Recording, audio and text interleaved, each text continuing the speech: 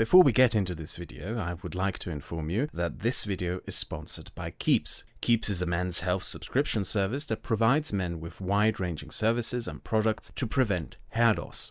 2 out of 3 men suffer from hair loss, and the best way to combat it is to do something about it while you still have hair. With Keeps, a licensed doctor will review your information online and build a treatment plan for you. Your shipments of treatment products will then be sent to you every 3 months. Your doctor will also be available for you via chat 24 hours a day for 7 days a week. The reviews of their products and services are widely positive, and you can check them as well as the before and after reports out yourself, if you wish to convince yourself of their products and services first. Prevention is key to preventing hair loss, and if you're ready to take action and prevent hair loss yourself, you can go to keeps.com/Kraut or click the link in the description to receive 50% off your first order. That's keeps.com/Kraut. Many thanks to Keeps for sponsoring this video, and now let's get into it.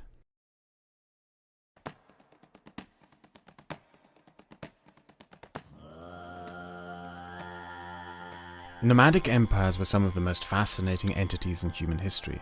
Originating from the steppes of Central Asia, most lived in isolation, unbothered by neighboring empires who saw their lands as worthless. This isolation allowed many nomadic tribes to specialize increasingly in nomadic life and warfare, competing with other tribes in a continuous struggle that, in a survival of the fittest way, resulted in ever-proficient warrior tribes. And once every few centuries they ventured forth from their steppes to overrun and conquer settled societies that were ill-prepared to face them. However, as efficient and near unbeatable as these nomadic peoples were in their conquests, a curious thing about them was that once they settled in the lands they had conquered, the nomads turned into what they had conquered. The Magyar tribes conquered Pannonia and turned into the Hungarian kingdom. The Slavic tribes conquered Eastern Europe and turned into the Slavic kingdoms. The Seljuk Turks conquered Iran and became the new Iranian Empire. The Ottoman Turks conquered Anatolia and became the new Romans. The Chagatai Turks conquered India and became the Indians. The Mongols conquered Iran and became the new Iranian Empire, and when the Mongols conquered China, they became the new Chinese Empire. There is, however, one big exception in this series of historic conquests by nomadic peoples, and their consequent social restructuring: Russia. Medieval Russia was not that much different from many other medieval European states at the time, a collection of small duchies, cities and dukedoms with no centralized overarching authority. The most prominent among these were the Kievan Rus and the Novgorod Republic. The Kievan Rus was a princely state with deep cultural and commercial ties into Europe, mainly through the Byzantines. The Novgorod Republic was a city-state and an important part of the Hanseatic League of cities that stretched across the Baltic and North Sea. Then came the Mongols. There's a tendency amongst modern historians to paint the Mongol Empire in a positive light as an institution of trade and tolerance, which, though, is very oversimplified and overlooks the fact that the Mongol Empire was an extractive institution. The Mongols were a tribal people who had no state or legal structures that they transferred over to the people they conquered. Their relation with those they conquered was purely predatory. They wanted to extract wealth and resources from them, and those who refused paid dearly. The Kievan Rus was one of these places that resisted. Kiev was burnt to the ground and the surrounding lands pillaged, with much of the population slaughtered. Medieval accounts tell us of fields filled with human remains for decades after the siege. With the burning of Kiev, a substantial political and cultural transformation of what we now know as Russia began. The Kievan Rus, with its deep cultural and economic ties to the Byzantines, had been the cultural motherland and birthplace of Russia, the place where Russia as a European cultural entity had been created. All that was left of it now was ash. The cultural and economic ties with the Byzantines were now broken. This resulted in a geopolitical shift of Russia, culturally and politically, in power to the northeast.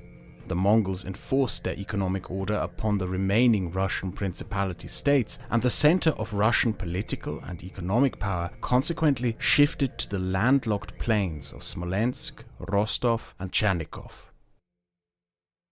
These places and the princes who ruled them had been largely ignored backwaters before the Mongols. Now they stood at the center of Russia. Throughout the rest of Europe, the institution of feudalism had during this time started to be increasingly challenged. New political and commercial institutions evolved in European trade cities, from Antwerp to Hamburg to Königsberg, Warsaw, Paris, Lisbon, London, and Venice. Merchants, barons, and artisan guilds rewrote the feudal social contract. Additionally, the Black Plague shook up the economic framework of Europe dramatically. With a third of Europe's population killed, there were no longer enough peasants to work the lands for lords. Landlords consequently started competing for the remaining peasants by offering them payment for work. Previously, peasants had worked in exchange for a promise of protection. That now became increasingly replaced by a wage-based labor system. But Russia remained untouched by these political and economic developments. It remained under Mongol rule for 250 years and went into an entirely different direction. The princes of Central Russia were recruited by the Mongols as tax collectors. The Mongols outsourced the process of extracting the resource they wanted out of the Russian peasantry to the Russian princes. Because that aristocracy had a lot to lose if they failed to appease their Mongol overlords, and because the Mongols had brought no legal code of limited aristocratic power, the Russian princes extracted that wealth with increasing unopposed ruthlessness and brutality. While in Europe, feudalism increasingly disbanded, an increasingly exploitative economic framework was reinforced in Russia. Urbanization didn't take place as it did in Europe, with the Russian princes invested in keeping as many peasants working the lands as possible. The Russian princes recruited armies of cavalrymen who were paid not in money but in land, and the peasants on it. However, because there was so much land, control of the land was not as important as control of the people. While in Europe peasants gained access to wages and left for cities to escape feudal lords, in Russia the peasants became deeper tied into their land through strict rules tying them to it, debt patronage, and brutal punishments for attempting to flee. The Black Plague had the opposite socio-economic outcome in Russia compared to Europe. While in Europe, lords started competing for peasants by paying them wages, the Russian princes used the plague to tie lands into enormous duchies and fiefdoms under a smaller number of lords, creating an enormous peasantry working the lands of an extremely small aristocracy. When nomads conquered a settled people, they usually turned into who they conquered. But here, in a weird twist, the conquered Russians almost became Mongols. They were unshackled from any and all political accountability to their peasantry and could rule like the conquerors whom they served. But because the Russian princes merely served the Mongols and were not Mongols themselves, they didn't adopt the tribal customs and nomadic lifestyle of them. The power structure of the Russian princely states thereby became heavily centralized within the power of a singular ruler figure of a state. The Russian princes even adopted the warfare tactics of their conquerors. Rather than build stone castles as the rest of Europe did, they built wooden fortresses and recruited large cavalry armies. When they were invaded, they burnt the wooden castles down, ransacked and burnt the fields of their own land, and then harassed invaders from horseback, while those invaders were forced to march through and suffer the vastness of Russia. The Russians also missed out on a key development in European political development at the time, where a move away from decentralized feudalism into centralized absolutist kingdoms took place, creating the first large and powerful centralized European states. Over the 250 years of Mongol rule, with the shift from Kiev and Novgorod to central Russia and an economic development away from commerce and artisans to a peasant economy, the most powerful Russian princely state to emerge was the Duchy of Moscow, which would eventually be the one to rise up in rebellion and kick the Mongols out to create a new Russian state centered around Moscow. But with the Mongols gone, the newly independent Russia kept the socio-economic and political structures that had developed under Mongol rule and strengthened them. Absolutism is a system of governments in which all political power lies within one singular ruler. Beginning in the 1500s, many a European monarchy embarked on efforts to construct absolutist states, most famously France. It is during this time that the foundations of the modern nation-state were laid, but the absolutism project in general was rather unsuccessful. The French monarchs drove the state into bankruptcy and ended up selling government offices and thereby state power to the highest bidders. The Stuart dynasty attempts to build absolutism in Britain ended with their expulsion. Throughout Europe, urban populations, lower gentry, and merchants had made the establishment of the all-powerful state difficult. But the conditions found in Russia allowed the Russian Tsars to create a near-perfect absolutism. There are three main factors that led to this. First, Russian society after Mongol rule consisted of a monarch, the army the monarch paid with land, an aristocracy of boyars, and a peasantry. A key difference to other parts of Europe was that the army was not incorporated within the aristocratic class. The army had been directly recruited by the Muscovite state and was dependent upon that state for its status and pay. The state, and thereby the monarch, could use the army without constraints by any aristocrats, even against those aristocrats. Second, Russia didn't experience the regionalized feudal social structures that the rest of Europe did. In fact, there is debate among historians if Russia experienced medieval feudalism at all.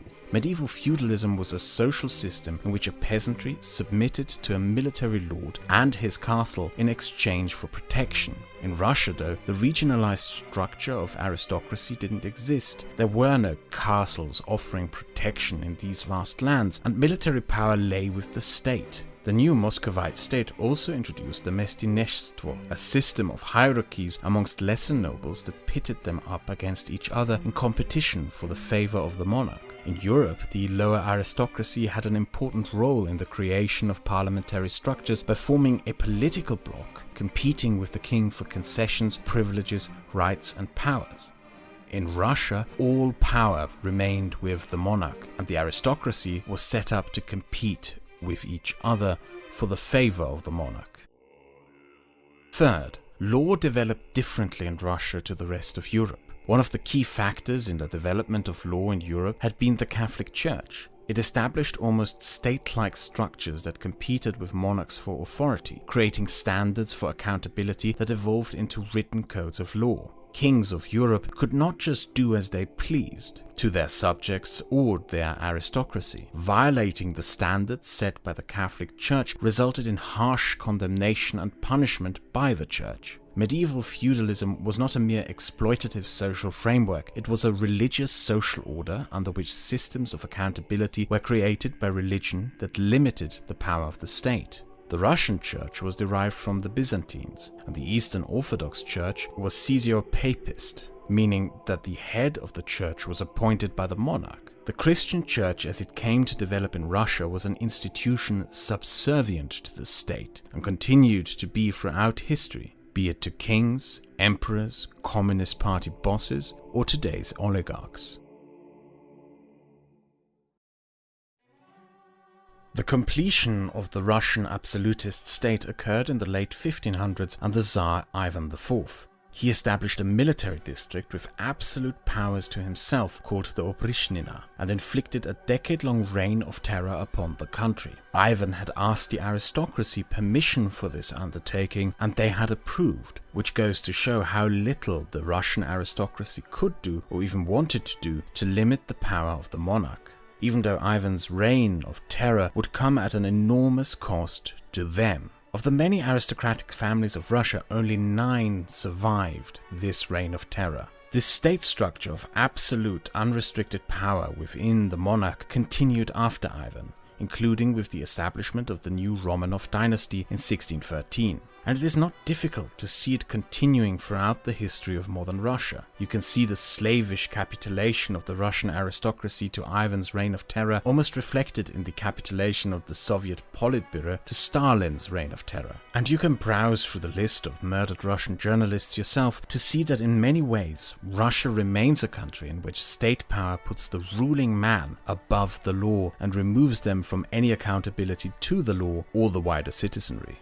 A mistake often made, though, is to assume that these developments were unavoidable and somehow part of some inner logic of Russian culture itself. The city of Novgorod continued to prosper and was never conquered by the Mongols. Its institutions developed to have more in common with those of European city-states. It was the gateway for European goods into Russia and Russian goods into Europe, which made it incredibly rich. The Prince of Novgorod may have commanded an army, but he was accountable to the Veche, a parliament of the city that all free men of the city voted for, and which picked a mayor from the city aristocracy. The veche and the mayor had control over taxation, laws, and foreign policy. It even had the power to remove the Prince of Novgorod from power to replace him with another.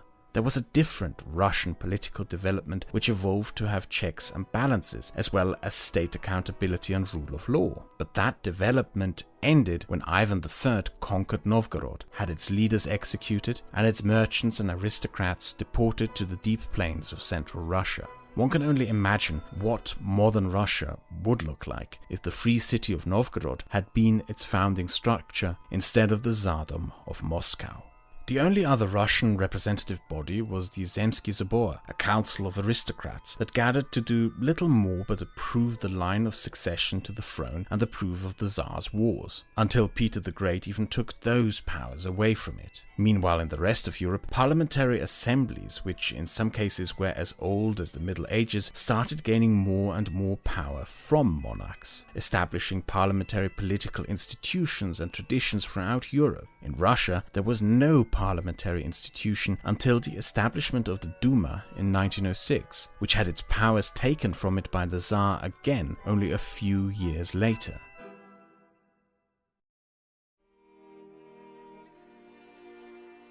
By the 1700s, the Russian state was far more centralized than any of its European counterparts, but far more underdeveloped in economy and bureaucracy. There were no regional political structures tied in accountability to a central state. Instead, rule of local provinces was handed out by the Tsar in so-called kormlinye, which means feedings. And the name kinda gives away the predatory nature of the political institution itself. Local rulers had no accountability to law either, and no restraints on how much they could exploit the office for personal gain, as long as they managed to appease the centralized government. When you look closer at the previously mentioned list of murdered Russian journalists, you will notice how most are regional reporters in small towns who were investigating the corruption of a local police department or mayor. What's more is that this practice of regional corruption remained in place despite being reformed by Peter the Great, who instituted a standardized system of regionalized government which recruited the aristocracy as local servants to the state. A reason for this may be found in that the new system rewarded successful local governors with tax exemptions, thereby incentivizing the aristocracy to squeeze the peasantry even harder in service of the state and themselves.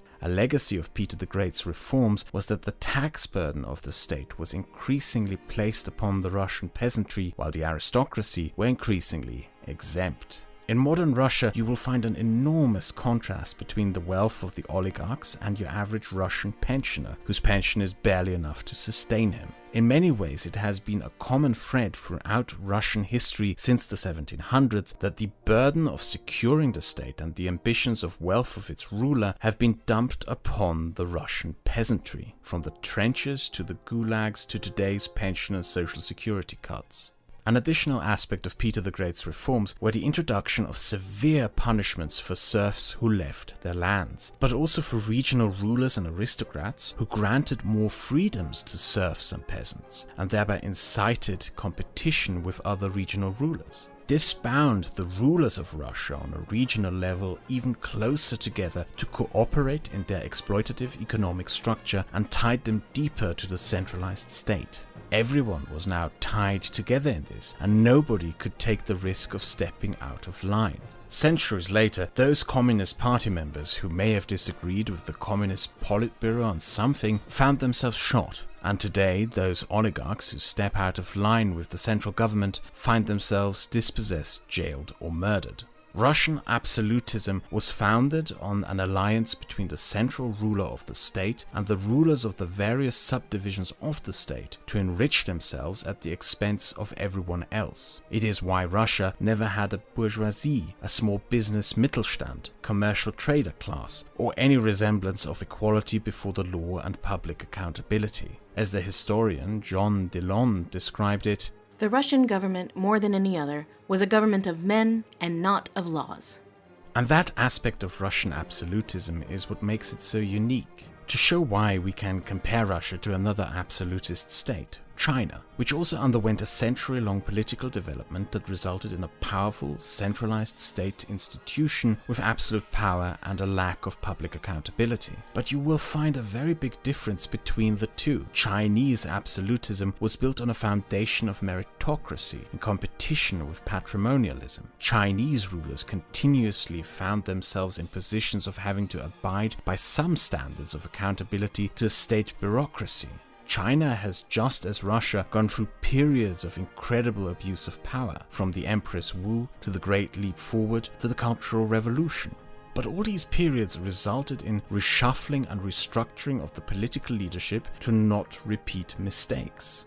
Mao Zedong had to step down from the Politburo after his Great Leap Forward caused the Great Chinese Famine, and only regained political power through a populist coup with the Cultural Revolution, and that populism was something the Chinese state consequently cracked down upon after Mao's death.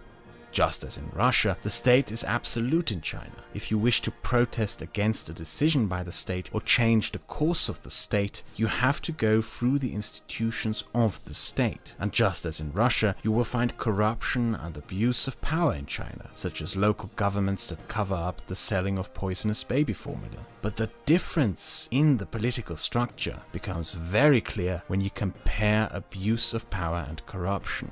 In China, the further you go up in ranks of government, the less corrupt state officials become as a result of the meritocratic state structures. In Russia, the further you go up in the ranks of government, the more corrupt state officials become, as there are no systems of accountability. The only measure in restraint is that you can't be corrupt enough as a local Russian politician to start bothering and annoying your superior politician, which is why the government becomes more corrupt the higher the office of the state is. The Russian state is a system of progressively corrupting power.